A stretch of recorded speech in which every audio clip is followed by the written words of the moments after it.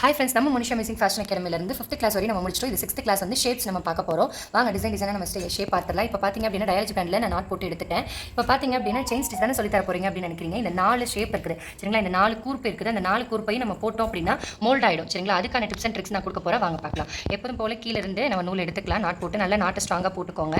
Chain வந்து மீடியமான, ரொம்பவும் பெருசாக இல்லாமல் ரொம்பவும் குட்டியாக இல்லாமல் மீடியமாக போட்டுக்கோங்க. நம்ம ஃபுல்லாக போயிட்டு இந்த லாஸ்ட் ஸ்டேஜில் பார்ப்போம். இப்போ நம்ம ஃபுல்லுமே இது வரை போட்டுக்கலாம். எப்போதும் போல் செயின் தான் நான் போடுறேன். இப்போ நான் அந்த முனைக்கு வந்துட்டேன் சரிங்களா. இது நல்லா கவனிங்க. இப்போ நான் இந்த இடத்துல வந்து கொஞ்சம் தள்ளி, இந்த ஷார்ப்புக்கு தள்ளி நான் போடுறேன். இப்போ இதுக்கு ஆப்போசிட் டேரக்ஷன் பார்த்தீங்க அப்படின்னா இதுக்கு மேலே சரிங்களா. இது கீழே போகக்கூடாது, இதுக்கு மேலே ரொம்ப குட்டி செயின் நாட் போடுறோம் பார்த்தீங்களா. அது மாதிரி ரொம்ப குட்டி செயின் போட்டு லைட்டாக டைட் பண்ணிக்க வேண்டியது. இந்த ஒரு லாக்கும் கிடையாது, இது பேர் லாக்குன்னு சொல்லுவோம். முன்னாடி ஸ்டிச்சில் பார்த்தீங்க அப்படின்னா எண்டு நாட், இதுக்கு முன்னாடி கிளாஸில். இப்போ நான் அதே மாதிரி கண்டினியூ பண்ணிட்டு வந்துடுறேன். இது பேர் லாக் சரிங்களா. இப்போ நான் இங்கே வந்துட்டேன் சரிங்களா. இப்போ இதுக்கு ஆப்போசிட் டேரக்ஷன் இந்த சைடு. அப்போது நான் இந்த நூலை வந்து எடுத்துட்டு பக்கத்தில், ரொம்ப பக்கத்தில், இங்கெல்லாம் குத்தக்கூடாது, ரொம்ப பக்கத்தில் குத்தி நான் டைட் பண்ணிக்கிறேன். அவ்வளோதான், நம்ம டைட் பண்ண போகிறோம். அப்போதைக்கு பார்த்தீங்கன்னா இந்த இடத்துல லாக் மாதிரி ஃபார்ம் ஆகும். அந்த லாக் தான் நம்ம ஒரு ஹூப் மாதிரி ஃபார்ம் ஆகும். அது லாக்குன்னு சொல்லுவோம். எண்டு நாட்டு வேறு, லாக் வேறு. நீங்கள் ரெண்டுத்தையும் கன்ஃபியூஸ் பண்ணிக்க வேண்டாம். இதே மாதிரி நம்ம திருப்பி இதை ஃபாஸ்ட்டாக நான் போட்டுட்டு போயிடுறேன். நீங்கள் செயின் எல்லாருமே ரொம்ப சூப்பராக கிளாஸில் ஒர்க் பண்ணியிருக்கீங்க. உங்கள் எல்லாத்துக்குமே கங்க்ராச்சுலேஷன். இது பார்த்தீங்க அப்படின்னா ரொம்ப சூப்பராக ஒவ்வொரு செயினும் போடுறப்ப அது சுருட்டிக்கும். அந்த மாதிரி சுருட்டிக்காமல் போடுறது தான் நல்லாயிருக்கும். இல்லாட்டி ப்ளவுஸ்லேயே அதே மாதிரி மெத்தட் வந்துடும். திருப்பி இதுக்கு ஆப்போசிட் டேரக்ஷன் பார்த்தீங்க அப்படின்னா கீழே. அதனால நான் இப்போ கீழே இருந்து குட்டியாக எங்கேயும் தவுத்திலாம் போடக்கூடாது. இந்த லாக் மாதிரி ஃபார்ம் ஆகுதா, இது பேர் லாக்கு. முன்னாடி உள்ளது எண்டு நாட், லாஸ்ட்டாக போடுறது எல்லாமே எண்டு நாட். இப்போ நான் லாஸ்ட்டாக போடுறது எண்டு நாட் சரிங்களா. இப்போ போட போகிறது எண்டு நாட்டு. அதான் எண்டு நாட் ப்ராக்டிஸ் பண்ணியிருப்பீங்கன்னு நினைக்கிறேன். நல்லா இருந்ததுன்னு சொன்னீங்க, உங்கள் எல்லாருக்குமே தேங்க்ஸ். இப்போ நான் இந்த இதுக்குள்ளே லூப்புக்குள்ளே விட்டுட்டு நான் டைப் பண்ணிக்கிறேன் சரிங்களா. ஏன்னா ஷார்ப் வரதுக்காக நான் இப்படி இருந்து இங்கே குத்திட்டு இதுக்கு ஆப்போசிட் டேரக்ஷன்லாம் எடுக்க வேணாம். ஏன்னா இது நம்ம நாட் தான் போட போகிறோம் சரிங்களா.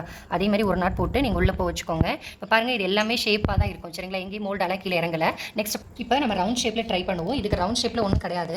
ஆக்சுவலி நம்ம சும்மா தான் நம்ம போட போகிறோம் சரிங்களா. இது அப்படியே ரவுண்டாக செயினாக போட போகிறோம். அதனால் நான் ஃபுல்லாக உங்களுக்கு ஸ்பீடாக போட்டு கட்டுறேன் சரிங்களா. நீங்களும் அதே மாதிரி ப்ராக்டிஸ் பண்ணுங்கள். அவுட் லைன்லேயே போடுங்க. உள்ளே மேலேயும் போட்டிங்க அப்படின்னா அது ரவுண்ட் ஷேப்பாகவே இருக்காது. எதுக்கு இந்த ரவுண்ட் ஷேப்பு, வே ஷேப்பு, அந்த மாதிரி பாக்ஸ் ஷேப்லாம் வந்து உங்களுக்கு ஷார்ப் வரத்துக்கும் அது எப்படி வளைஞ்சு அது திருப்பி கொண்டு வரும். நம்மளோட நான் கையை எப்படி ரொட்டேட் பண்ணுறேன்னு பாருங்கள். கீழே ரவுண்டு போகிறப்ப நான் கையை மேலே தூக்குறேன். அப்போ நான் இந்த சைடு தூக்குறப்ப நான் என்ன பண்ணுறேன், கீழே வரேன் சரிங்களா. அதை மட்டும் நல்லா கவனிச்சுக்கோங்க. ஏன்னா ரொட்டேட் பண்ணுற விஷயம் நான் இப்போ என்னோட கையை நான் இப்படி திருப்பிக்கிறேன். அப்படி திருப்பினா தான் உங்களுக்கு லெஃப்ட் அண்ட் ரைட் வந்து கரெக்டாக வரும். இல்லை அப்படின்னா அந்த நூல் வந்து சுருண்டுரும். என்னோட செயினில் பார்த்தீங்கன்னா எந்த இடத்துலையும் சுருண்டிருக்காது. நல்லா ஃபினிஷிங் வந்து சூப்பராக இருக்கும். ஜஸ்ட் நான் அப்படி இதை காட்டிட்டே நான் ஒரு ப்ளவுஸ் காட்டுறேன், அது எப்படி இருக்குன்னு பார்க்கலாம். இப்போ ஃபுல்லாக நான் போட்டு முடிச்சிடுறேன். அடுத்த வே டிசைன் வந்து நான் சில்க் த்ரெட்டில் உங்களுக்கு சொல்லித்தர போகிறேன். சில்க் த்ரெட்டில் கஷ்டமாக நினைக்காதீங்க, ஈஸியாக தான் இருக்கும். ப்ராக்டிஸ் பண்ண தான் நமக்கு சில்க் த்ரெட் வரும். சில்க் த்ரெட்டில் ஹேண்டில் பண்ண முடியல அப்படின்னா லாஸ்ட்டாக சில்க் த்ரெட்டை பார்க்கும்போது நான் ஈஸியான டிப்ஸ் அண்ட் ட்ரிக்ஸ் கொடுக்குறேன் சரிங்களா. நான் ஃபுல்லாக லாக் வந்து தெரியவே இல்லை பாருங்கள். நான் எங்கே முடிச்சேன், எங்கே ஸ்டார்ட் பண்ணனே தெரியல. இந்த ரவுண்ட் ஷேப் வரப்போ ஒரு மிஸ்டேக் பண்ணுவோம் சரிங்களா. ஏன்னா நான் துணியை லூஸாக விட்டுட்டோம்னா இந்த இடத்துல தோய் விழுந்துரும். இதே தோய்வு நான் இது ஏன் தோய்வு விட்டு காட்டினா உங்களுக்காக தான். இந்த தோய்வு எதுக்குன்னா இப்போ ரவுண்ட் ஷேப்பில் கிரியேட் பண்ணும்போது நடுவில் கட் பண்ணிடுவாங்கன்னு பிரச்சனை இல்லை. ஆனால் அந்த தோய் வராதப்போ நம்ம டைட் பண்ணி போடுங்க. சில்க் த்ரெட் எடுத்துட்டேன். ஆக்சுவலாக சாரி, நான் உங்களுக்கு சில்க் த்ரெட் கிளாஸ் இன்னும் எடுக்கல. இந்த ஷேப் நீங்கள் ட்ரை பண்ணிங்கனாவே சில்க் த்ரெட் ஈஸியாக ஹேண்டில் பண்ணிடலாம். இப்போ பெல்ல தான் நான் எடுத்துக்கேன். நீங்கள் டபுள் பெல்ல யூஸ் பண்ணிக்கோங்க. இந்த நம்பர் எங்கே கவுண்டிங் பார்க்க சொன்னேன் அப்படின்னா இதே ஷேடில் வாங்கணும் அப்படின்னா 71 வாங்கிக்கலாம். ஷேட் நம்பர்னு இருக்குதா, ஷேட் நம்பர் நீங்கள் இதே கேட்டிங்கன்னா இதே கலரில் கிடச்சிடும் சரிங்களா. நம்ம ஓப்பன் பண்ணி இப்போ பார்க்கலாம். இப்போ வந்து இந்த த்ரெட் இருக்குதா, இது நல்லா எடுத்துக்கோங்க. ஒரு த்ரெட்டில் போடக்கூடாது, ஏன்னா ஒரு த்ரெட்டில் போட்டால் தெரியாது சரிங்களா. இப்போது நான் இப்போ ரெண்டா சரிங்களா, இந்த த்ரெட்டை நான் ரெண்டாக மடிச்சுக்கிறேன். மடிச்சுட்டு எவ்வளோ தூரம் வேணுமோ அந்த இது கட்டையிலே வச்சுக்கோங்க. நிறைய பேர் கிளாஸ் எடுக்கிறப்ப சொல்லுவாங்க எவ்வளோ தேவைப்படுதோ அவ்வளோ இது பண்ணாதீங்க. இப்போ நான் சில்க் த்ரெட்டில் பார்த்தீங்கன்னா டபுள் லேயர் இருக்கும். நம்ம ஜரியில் வந்து ஒரே ஒரு லேயர் தான் போட்டிருப்போம், 2 லேயர் தெரியும்னு நினைக்கிறேன். இப்போ இந்த மாதிரி நாட் போட்டு எடுத்துக்கோங்க. சும்மா 2 ஃபோல்டு பண்ணிங்க அப்படின்னா 2 வந்துடும். இப்போ நான் 2 நாட் போட்டு எடுத்துட்டேன். இப்போ அதே மாதிரி தான் இது இப்போ 2 வராது, ஒன்று வரும் ஒன்று வராது, பிச்சுக்கவும் செய்யும். இது பிஞ்சிட்டு திருப்பி போடுற மாதிரி இருக்கும். எத்தனை தடவை வந்தாலும் நீங்கள் ப்ராக்டிஸ் பண்ணுங்கள், அதை விடாதீங்க, கஷ்டமாக இருக்குன்னு சொல்லிட்டு. இதே மாதிரி தான் செயின் ஸ்டிச் தான் தெரியுங்களா. இப்போ அந்த வே டிசைனை நான் போட்டு காட்டுறேன். இப்போ இதே தான். இப்போ நான் இப்போ ரெண்டு தான் ஏறும் சரிங்களா. மேலே ஏறுறப்ப 2 தான் ஏறும். நான் செயின் ஸ்டிச்சில் சொல்லி தரும்போது உங்களுக்கு ஈஸியாக இருக்கும். நான் ஷேப்பும் இதில் போட்டு காட்டணுன்றதுக்காக நான் அந்த ஷேப் உங்களுக்கு போட்டு காட்டுறேன் சரிங்களா.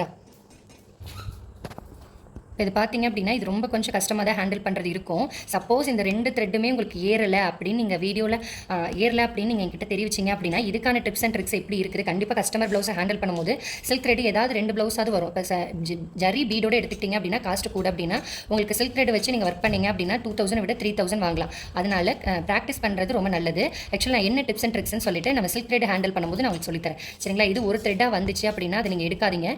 ஒரு த்ரெட்டை விட்டுட்டு இப்போ எனக்கு இன்னும் ஈஸியாக வருது. இப்போ பாருங்கள் எந்த இடத்துலையும் சுருக்கம் இருக்காது, ஃபினிஷிங் வந்து கரெக்டாக இருக்கும். ஏன்னா நான் வந்து ரெகுலராக இதை ப்ராக்டிஸ் பண்ணுறனாலையும் ப்ளவுஸ் போட்டு கொடுக்கறனாலையும் எனக்கு அது ஃபினிஷிங்காக வருது. 20 தடவை நீங்கள் போட்டு காட்டலாம் சரிங்களா. கிளாஸில் ஒரு தடவை தான் போட்டு காட்டணும் மேம், ஒரு தடவை தான் போட சொன்னாங்க அப்படின்னு இல்லாமல், செயின் வரலன்னா இப்போ நான் ரீஒர்க் பண்ண சொல்லியிருக்கிறேன், அட்மின் சொல்லியிருப்பாங்கன்னு நினைக்கிறேன். அந்த மாதிரியே நான் சொன்னது நான் தான், அவங்க நினச்சிக்க வேண்டாம். ஏன்னா இப்போ இது வரல அப்படின்னா 10 தடவை ப்ராக்டிஸ் பண்ணாதான் ப்ளவுஸ் வரப்போ நீங்கள் அதை சூப்பராக ஹேண்டில் பண்ணுவீங்க சரிங்களா. இந்த இடத்துல 2 லூப் வருது, இதே நான் சொல்லித்தரேன். 2 லூப் வருது. இப்போ நான் பக்கத்துலேருந்து குத்தி எடுக்கிறேன், பக்கத்துலேருந்து குத்தி எடுத்தால் 4 வந்துடுது. இப்போ நான் இதுக்குள்ளே விட்டு இப்போ அந்த ஃபஸ்ட்டு 2 இருக்குது பார்த்தீங்களா, நான் அதை நல்லா டைட்டாக பிடிச்சிக்கிறேன். நல்லா கிரிப்பாக பிடிச்சிட்டு கீழே இழுத்தீங்க அப்படின்னா மெதுவாக தான் இழுக்கணும். டக்குன்னு வந்து ஜரி மாதிரி இது ஒர்க் அவுட் ஆகாது, இது டக்குன்னு அருந்துடும். இப்போ நான் ஃபுல்லாக போட்டு கீழே அறுத்தாலும் இது அறுவாது. எவ்வளோ நீட் ஃபினிஷிங்காக இருக்குன்னு பாருங்கள். நான் நல்லா க்ளோஸ்அப்பில் காட்டுறேன். இப்போ இந்த செயின் எல்லாமே ரொம்ப சூப்பராக இருக்கும் சரிங்களா, எந்த இடத்துலையும் எதுவும் தெரியாது. இப்போ நான் இந்த இடத்துல ஹோல்ஸ் மாதிரி தெரியுது பார்த்தீங்களா, அது எதுக்கு தெரியுது அப்படின்னா இது வந்து பாப்ளின் கிளாத், நீங்களும் அதில் தான் யூஸ் பண்ணுவீங்க. இது வந்து சுடிதார் மெட்டீரியலுக்கு யூஸ் பண்ணுறது. கண்டிப்பாக இதிலே ட்ரை பண்ணுங்கள். வேறு எதுவும் black cloth colour cloth use பண்ண வேண்டாம், நிறைய பேர் என்கிட்ட சொன்னீங்க. ஒயிட்டில் யூஸ் பண்ணாதான் நல்லா தெரியும் சரிங்களா. இந்த ஜரி அதுக்கப்புறம் 3 ஷேப் நம்ம ட்ரை பண்ணிட்டோம். 7th கிளாஸில் நம்ம மீட் பண்ணுவோம். இதே மாதிரி ப்ராக்டிஸ் பண்ணிட்டு எத்தனை தடவை ப்ராக்டிஸ் பண்ணாலும் ஓகே, ப்ராக்டிஸ் பண்ணிட்டு அனுப்புங்க. Thank you so much.